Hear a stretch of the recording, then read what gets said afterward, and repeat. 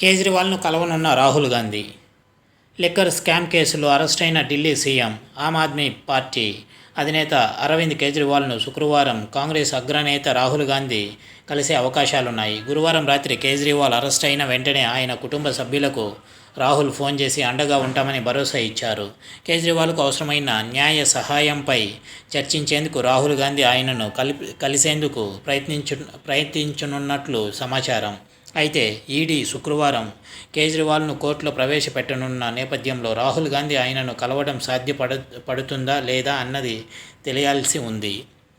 ఒకవేళ కేజ్రీవాల్ను కలవడం వీలు కాకపోతే కేజ్రీవాల్ కుటుంబ సభ్యులను కలిసి సంఘీభావం ప్రకటించడంతో పాటు కాంగ్రెస్ పార్టీ తరఫున ఎలాంటి సాయం కావాలన్నా అందించేందుకు సిద్ధంగా ఉన్నామని రాహుల్ వారికి భరోసా ఇవ్వనున్నట్లు తెలుస్తోంది. కాగా కేజ్రీవాల్ అరెస్టును కాంగ్రెస్ పార్టీ ఇప్పటికే ఖండించింది. రానున్న లోక్సభ ఎన్నికల్లో కాంగ్రెస్, ఆప్ కలిసి పోటీ చేసేందుకు గాను రెండు పార్టీల మధ్య ఇప్పటికే సీట్ల పంపిణీ కూడా పూర్తి అయ్యింది. ఇది వ్యూవర్స్.